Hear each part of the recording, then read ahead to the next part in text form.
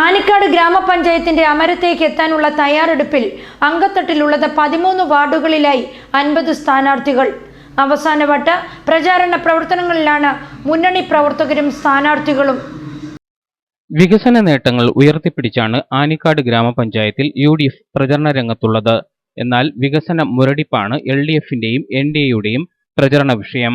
ഗ്രാമപഞ്ചായത്ത് മുൻ president Thomas എബ്രഹാമിന്റെ നേതൃത്വത്തിലാണ് UDFന്റെ പ്രചരണം. കഴിഞ്ഞ 5 വർഷം പഞ്ചായത്തിൽ അടിസ്ഥാന ആരോഗ്യ വിദ്യാഭ്യാസ രംഗത്തുണ്ടായ മാറ്റങ്ങൾ വോട്ടായി മാറുമെന്നാണ് UDFന്റെ പ്രതീക്ഷ. തെരഞ്ഞെടുപ്പിൽ തികഞ്ഞ ആത്മവിശ്വാസമാണുള്ളതെന്ന് ആനിക്കാട് ഗ്രാമപഞ്ചായത്ത് 12ാം വാർഡ് UDF സ്ഥാനാർത്ഥി സൂസൻ ഡാനിയൽ പറഞ്ഞു. ആനിക്കാട് ഗ്രാമപഞ്ചായത്തിലെ 12ാം വാർഡ് സ്ഥാനാർത്ഥിയായിട്ട് UDF സ്ഥാനാർത്ഥിയായിട്ട് ഞാൻ മത്സരിക്കുകയാണ്. എൻ്റെ പേര് സൂസൻ ഡാനിയൽ, ബീന ജോജി എന്നെല്ലാവരും അറിയപ്പെടും. അപ്പോൾ ഈ നാട്ടിൽ എന്ന് പറഞ്ഞാൽ 12ാം വാർഡിൽ ഇവർക്ക് വേണ്ടുന്ന, ഈ ജനങ്ങൾക്ക് വേണ്ടുന്ന എല്ലാ സഹകരണവും സപ്പോർട്ടും എൻ്റെ ഭാഗത്തുനിന്നുണ്ടായിരിക്കും. അവരുടെ ആവശ്യങ്ങളൊക്കെ നടത്തി കൊടുക്കാൻ എല്ലാത്തിനും ഞാൻ കൂടെ ഉണ്ടാവും. അപ്പോൾ എന്നെ വിജയിപ്പിക്കുക, ചെണ്ട ചിഹ്നത്തിൽ വോട്ട് ചെയ്ത് വിജയിപ്പിക്കുക. എൻ്റെ കൂടെ മത്സരിക്കുന്ന ബ്ലോക്ക് ഡിവിഷൻ സ്ഥാനാർത്ഥി ലൈല അലക്സാണ്ടറിനെ, ജില്ലാ പഞ്ചായത്തിലേക്ക് മത്സരിക്കുന്ന ഓമന സുലലിനെ വോട്ട് ചെയ്ത് ഞങ്ങളെ 3 പേരെ സപ്പോർട്ട് ചെയ്യുക.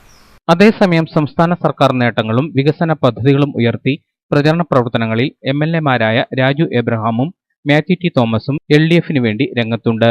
BJP വോട്ടുകളിലുണ്ടായ വർധനയിലാണ് NDAയുടെ പ്രതീക്ഷ. News bureau, Mallappally.